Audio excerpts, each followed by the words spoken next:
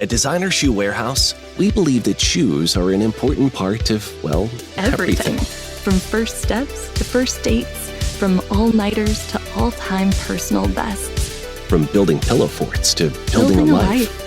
For all the big and small moments that make up your whole world, DSW is there. And we've got just the shoes. Find a shoe for every you from brands you love at brag-worthy prices at your DSW store or DSW.com. Now as well, let's talk about the Penguins training camp. I probably droned on a little bit there about the sale. The training camp has just been high energy, high octane from the beginning. I was talking with Parker Witherspoon Tuesday morning, having a good chat with him. Not off the record, but not really on the record, as Phil Bork's throwing sugar packets at me. Come on over.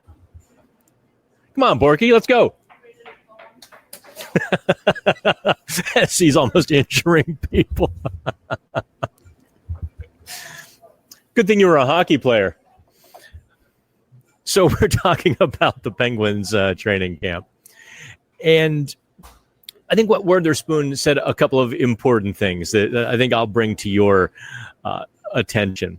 One, everybody in that room believes they are a lot better than people are giving them credit for. What Witherspoon said was, there's a buzz in here. There's just an energy. There's a buzz right now. I agree with him. I can feel it when I walk into the room. You want to talk, or you just going to throw things at me? That's the greatest joy of my day. You know, you're not the only one. People love to throw things at me. As Witherspoon was saying, there's a buzz in the room, and they're starting to kind of feel it. You know, in practice, you've got coaches banging on the glass. Mike Stothers just bang, bang, bang. Energy level goes up. The skating. You saw everything Monday night. You really saw a lot on Monday night of where this team was headed. I think you got your first glimpse, real glimpse into the future. Who was the best forward for the Penguins? I think the best two, actually, were Tristan Brose, not just because he got the goal. You skip over that. That was a snipe, wasn't it? But he played really well. Also, Rafael Harvey-Pinard. And if you want to say the French way, it's Harvey-Pinard. Or he gave us permission just to Americanize it, Rafael Harvey-Pinard. He gave us permission to pronounce it just, full-on Yinzer. So you're not wrong either way. I thought he was really good. And I think both of those guys have had a really good training camp. Not just maybe showing up in some of the high-profile drills and scoring some goals, but how they're skating. Their energy, their effort, their compete level, drill after drill after drill. And you saw that Monday night, shift after shift after shift. You see Brose snipe a power play goal not long after he had a great penalty kill. That's the kind of guy he is. He's going to be that third-line center who chips in 15 and 40 some points. He might even have a higher ceiling. Because I'll tell you what, he is looking faster than he did at the end of last season. His skating has improved every single year that I've seen him. He sees the ice well. And he's got silky hands and some pretty good anticipation. Like he's really showing that he might reach the top end of his ceiling. And a guy like Harvey-Pinard, you can't have a gritty, emotionally engaged, hard-nosed, intense team without guys who are gritty and hard-nosed who bring that energy. That's what Harvey-Pinard sort of brings. I sort of put him right now in that 13th, 14th forward conversation. Really, I don't know if he makes it or not, but you watch him, and I kind of feel like you have to find a space for that guy. And even going all around the roster on Monday night, was there anybody that Connor Clifton didn't hit? That guy hit everything that moved. He only got credit for 3 hits, which I thought was kind of funny because he had 3 hits in the first shift. No kidding. He had 2 hits behind the net, hit a third person. That was in the first 3 minutes, and he didn't get credit for any other hits beyond that. Clifton should have had 8, 9, 10 hits. No joke. There were a couple other guys, too. Robbie Fabry, I thought showed he was an NHL player. Just no joke. He wasn't the best forward out there, but he was professionally good. And I realize how quick he is. I don't know if that's a recovery or if he was that quick with Anaheim last year. Obviously didn't get a chance to see him much playing in Anaheim. First of all, I'm not watching the Ducks play a lot of games. And he only played 44 before he broke his hand coming out of the bye week. Really never to be seen again. I'm surprised Anaheim didn't re-up him. Maybe that was his deal. I don't know. I liked Fabry. Tell you, another game I liked was Matt Dumba. And by the way, it is Dumba, not Doomba. He's had a really good training camp, which begins to make that entire right side defense even more complicated because Clifton, you assume he's got the inside track on the third pairing or the seventh defenseman role. Then you add Dumba, right-handed, Jack St. Ivany, who brings a heavy game, and he's still, he's older than a young player, but he's younger than an old player. And he's still kind of coming in to his own. Harrison Brunick had a really good game on Monday night. Talking with some colleagues Tuesday morning, some of them thought Brunick was great. I thought he was good, so take your pick. Somewhere in between good and great. You can almost hear Kyle Dubas praying to the man upstairs. No, not Gary Bettman, but the big man, that the NHL and the CHL come to a last-second agreement that allows them to put one 19-year-old in the AHL this season because it would be perfect for Brunick. Brunick still has some rough edges to his game, some bad habits. We saw that in the Prospects Challenge up in Buffalo, where he could stick handle around two guys, just fly by them, but got... Oh, hey, love your shoes. If you're hearing this, this is your sign to try those on. Trust us, you can totally pull them off. In fact, try on every shoe here if you want. We won't stop you. In our house, you've got unlimited freedom to play. And hey, fall is the perfect season to do, wear, be whatever you want. And with tons of shoes that get you at prices that get your budget, we'll give you something to brag about. So go ahead, try them on. Let us surprise you.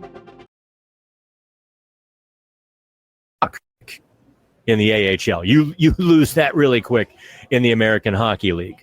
And it would allow them to keep, a Dumba, a St. Ivany, heck, maybe both, because that blue line is going to get really crowded really quickly. Obviously, who played really well also on Monday night? Yeah, that guy, Sergei Murashov. I'm gonna maybe put some cold water. You're not going to want to hear this, all right? You're not going to want to hear this. He was scrambly as well.